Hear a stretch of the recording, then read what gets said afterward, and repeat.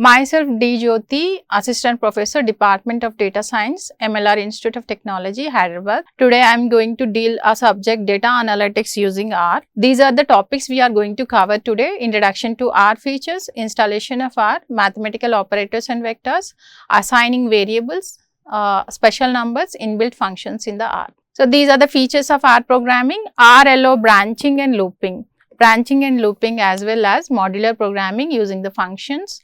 R allow integration with different programming languages. It is compatible with C, C++, .NET and Python.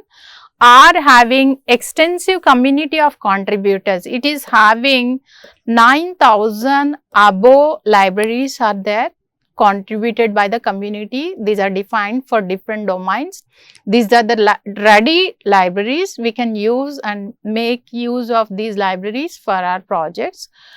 R has extensive data handling and storage facilities for numerical as well as text data. R provide collection of operators for calculations on array, list, factors, vectors, data frames and the matrices. R provide large integrated collection of tools. Tools are available for statistical functions.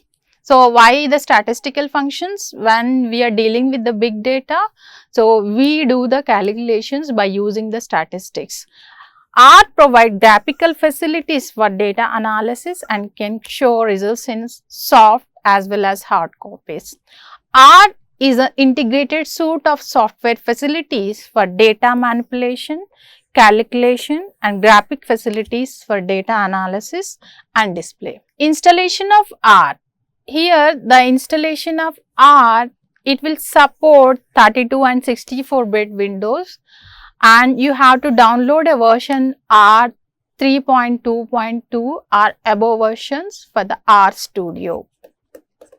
What is the prerequisite for the R Studio is you have to download the basic version of R 3.2.2 by downloading a R version win.exe file in your system, and by double clicking this one it will automatically install. R is having the arithmetic operators. The addition, subtraction, multiplication and division are compatible with the previous programming languages or the basic mathematics we are already aware of in your schooling. And the exponential operator, these are the two types of exponential operators, either of them we can use. The major difference you have to observe here is you have a modulus operator. This is the modulus operator here. And look at here example, when you use a modulus operator 5 modulus 2, it will be returning 1. And another operator you have, this is the integer division operator. When you use the integer division on the same example, look at here, it will return the integer division of x and y. This is the difference you have to observe, and this is the important one. Arithmetic operators, you can in R Studio, you are typing 2 plus 2, you type 2 plus 2 in the console and press Ctrl Shift and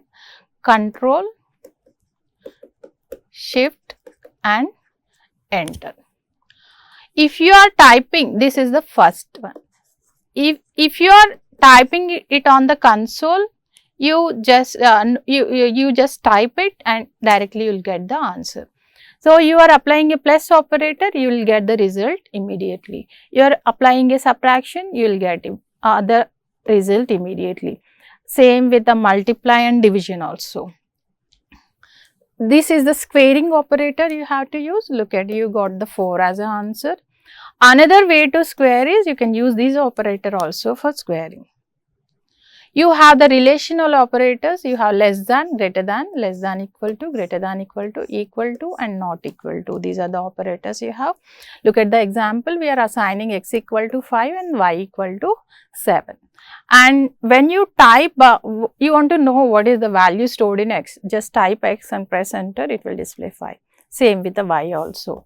And here you are using a greater than operator, apply x greater than y, it will return the false because x is 5 and the y is 7. Logical operators, logical not, element wise logical and element wise logical or. These are the operators and the description. And look at here, you all means these entire thing will be working on the end logic and the OR logic. What is the end logic is when both the inputs are high, then only output is high. In all the remaining cases, output is low.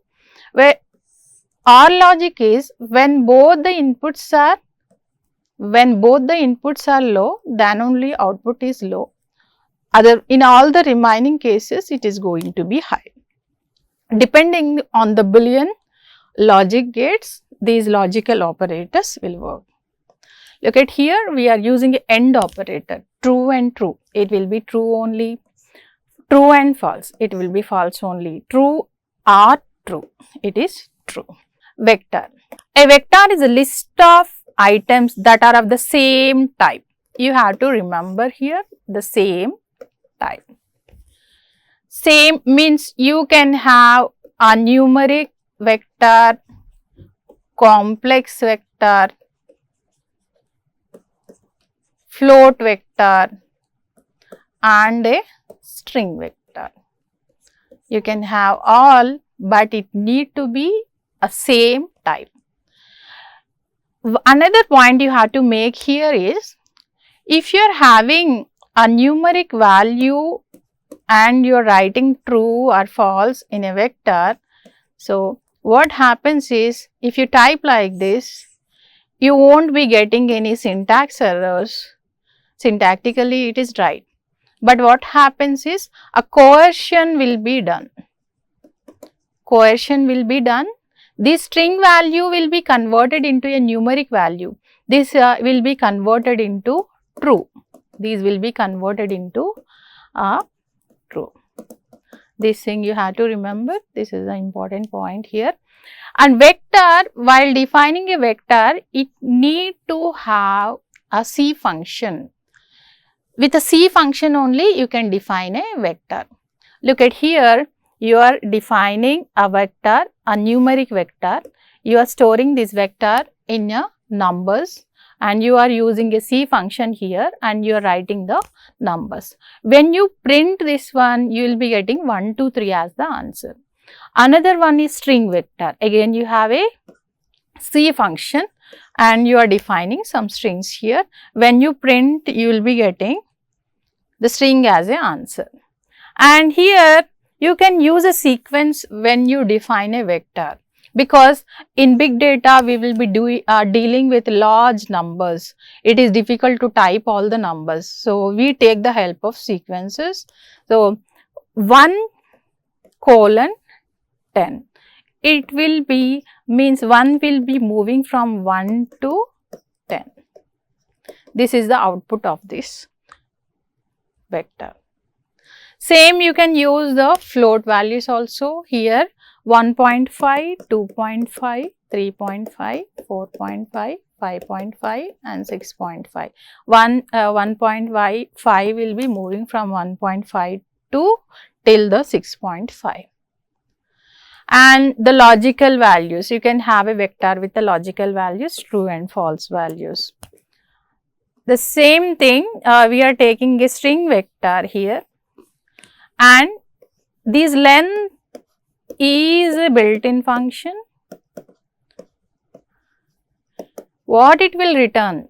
It will return the number, length of a vector. It will return the length of a vector.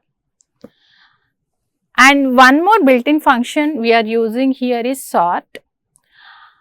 And this sort, you can apply the same sorting function to the string values as well as numbers.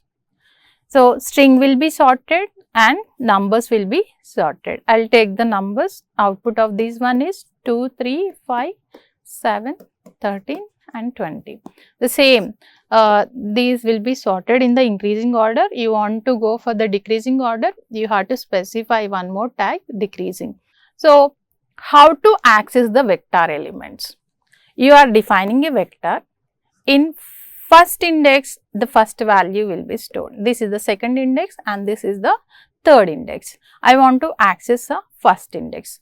So, I am accessing the first index, I will be getting the output as CSE. Likewise, you can access the first element as well as the third element. Here, the first element as well as third element. What is my first element? CSE is my first element. And what is my third element? CSE is the third element. These are the answers for this. You can use the repeat function. Repeat function will comes under the advanced loops. What it will do is, it will repeat the value. So, how many times you want to repeat the value? You want to repeat the value for 3 times. You are taking a numeric vector here. Your numeric vector will be repeated for 3 times. Thank you one and all.